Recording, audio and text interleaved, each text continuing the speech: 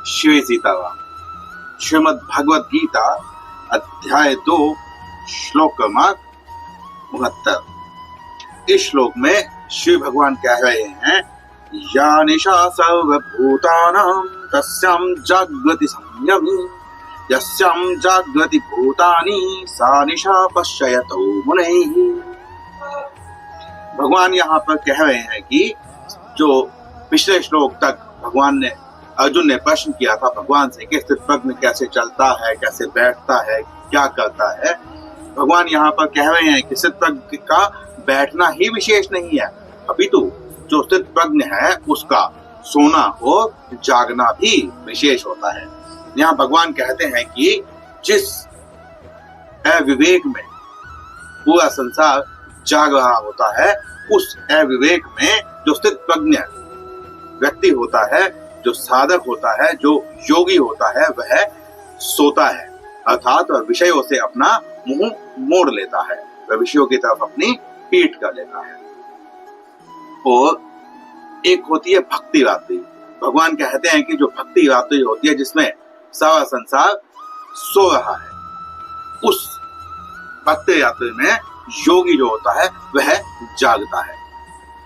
वह अपने इंद्रियों को अपने वश में करने का, भगवान के आश्रय लेने का, शरणागति का ऐसा प्रयास करता है जिससे उसकी आध्यात्मिक उन्नति हो सके, वह भगवान के ओर समीप जा सके, भगवान का तदाकार साक्षात्कार कर सके। परंतु जो संसार को सत्य मानते हैं, जो संसार को ही सर्वश्रेष्ठ मानते हैं, जो ऐसे भोगों के लिए ही अपना पूरा जीवन बिता देते हैं, जिन भोगों को प्राप्त करने के पश्चात कुछ क्षण पश्चात ही वह भोग नष्ट हो जाते हैं। आप संसार में, लौकिक में कोई भी ऐसा भोग नहीं बता सकते हैं जिस भोग को पा लेने के पश्चात वह भोग सदैव आपके साथ रहता है। यह उसी प्रकार है जैसे छोटे छोटे बच्चे लाल पीले पत्थरों से खेलते हैं, अगर उनसे वह पत्थर छीन लिए जाए तो वह रोने लगते हैं, और यदि वह उड़े हुए पत्थर उन्हें मिल जाए तो वह बहुत खुश हो जाते हैं। वह बालक तो उन पत्थरों की कीमत नहीं जानते, वह यह नहीं समझ सकते हैं कि यह पत्थर उनके किस काम आने वाले हैं।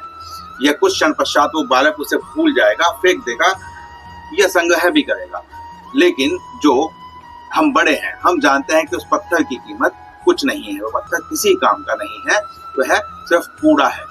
ऐसे ही योगी जो है वह जानता है कि संसार में जितने भी भोग दिखाई दे रहे हैं, जितने भी भोग सुनने में आ रहे हैं, जितने भी भोग आज तक देखे गए हैं, वह सब भोग व्यर्थ है। उनमें से कोई भी भोग साथ में जाने वाला नहीं है।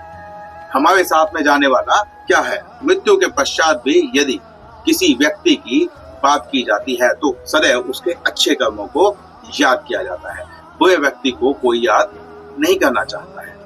लोक कल्याण के लिए आपने क्या कार्य किए हैं, आपका लोक कल्याण में क्या योगदान है, आपने भलाई के कितने कार्य किए हैं, यह सब कार्य आपके मृत्यु के पश्चात भी लोग याद रखते हैं। बड़े बड़े महापुरुष हुए हैं जिनको आज भी याद किया जाता है और पूर्ण श्रद्धा और आदर के साथ याद किया जाता है।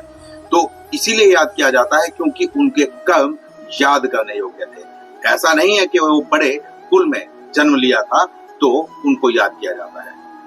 भगवान राम को भी भगवान तब ही माना जाता है तब उन्होंने मर्यादा को स्थापित किया। उन्होंने साधारण मनुष्य की भांति सीमित साधनों से उस लक्ष्य को प्राप्त किया जिस लक्ष्य को प्राप्त करने में उस समय पूरा संसार असमर्थ था। भगवान ने दिखाया कि जो वंचित शोषित हैं उनका साथ देकर और उनका साथ प्राप्त करके बड़े से बड़े लक्ष्य को प्राप्त किया जा सकता है, क्योंकि एकता में बहुत शक्ति होती है। आज भी हम अपनी उस नीति को भूल गए हैं। आज हम जातियों में, धर्म में, अधर्म में, संप्रदाय में बटे हुए हैं। जिस दिन हम एक हो जाएंगे उस दिन हम वापस से उस लक्ष्य को, उस स्थान को, संसार में हमसे बढ़कर कोई देश नहीं होगा, उस लक्ष्य को हम प्राप्त कर लेंगे।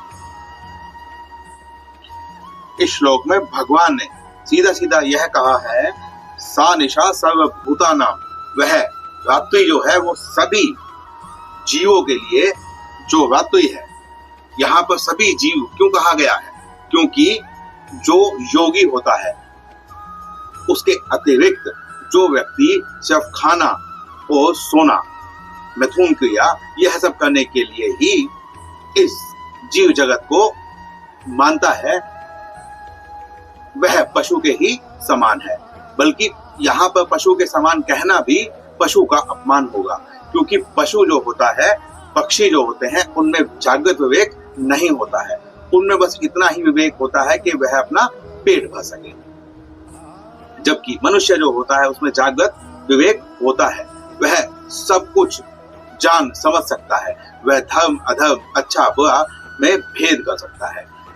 पशु तो फिर भी उतना ही भोजन या वैभव सुख के पीछे भागता है जितना उस समय उसे चाहिए होता है, वह उसका संग्रह नहीं करता है।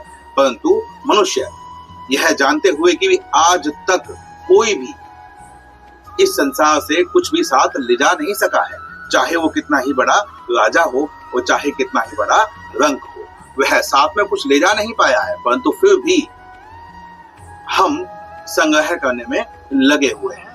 हम यह देखते हैं कि आज मैंने इतना धन कमा लिया है, अब इसके पश्चात मैं इतना धन और कमा लूंगा, मैं आज इस पदवी पर हूं, इसके पश्चात मैं बड़ा पद पालूंगा, मेरे पास बड़ी गाड़ी, बड़ा बंगला होगा। परंतु वह यह नहीं समझ रहा है कि यह सब यहीं पर रह जाएगा, यह किसी के साथ नहीं जाता है। अगर हम यह भी सोचें कि हम अपने संतानों के लिए इस धन को एकत्र कर रहे हैं, यह उनके पश्चात आएगा, तो यह भी, इसके लिए भी एक कहावत हमारे यहाँ पर आती है कि अगर जो पूत है वो कपूत है तो उसको चाहे आप कितना भी धन दे दो, वह उसे बर्बाद कर देगा। और जो पूत है, अगर वो सपूत है तो उसे धन की क्या आवश्यकता है, उसके लिए धन जोड़ने की आवश्यकता ही नहीं है, क्योंकि वो जो चाहे प्राप्त कर सकता है, क्योंकि वो सपूत है। तो इसीलिए भगवान ने यहाँ पर यह बताया है कि योगी की तरह जीवन जीना चाहिए, हमें भगवत भक्ति में, लोक कल्याण के कार्यों में जागृत रहना चाहिए, जितना हो सके ऐसे कार्य करने चाहिए जिससे किसी का लाभ हो, किसी की हानि हम कभी भी ना करें। ऐसी कोई भी क्रिया हो तो वहां पर हमें सदैव तत्पर रहना चाहिए। परंतु यदि कोई ऐसी क्रिया हो रही है जिससे अकारण किसी की हानि होती है, जो किसी निर्दोष जीव की हिंसा करना सिखाता है, ऐसी क्रिया से हमें सदैव दूर रहना चाहिए।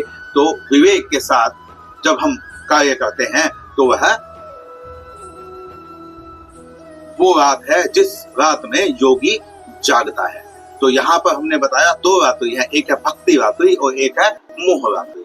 तो मोह रात्रि में योगी सो जाता है और भक्ति रात्रि में योगी जागता है, जबकि संसार इसके उलट चलता है। तो इस श्लोक में इतना ही, मिलते हैं अगले श्लोक में, अगले वीडियो में। श्री सीता।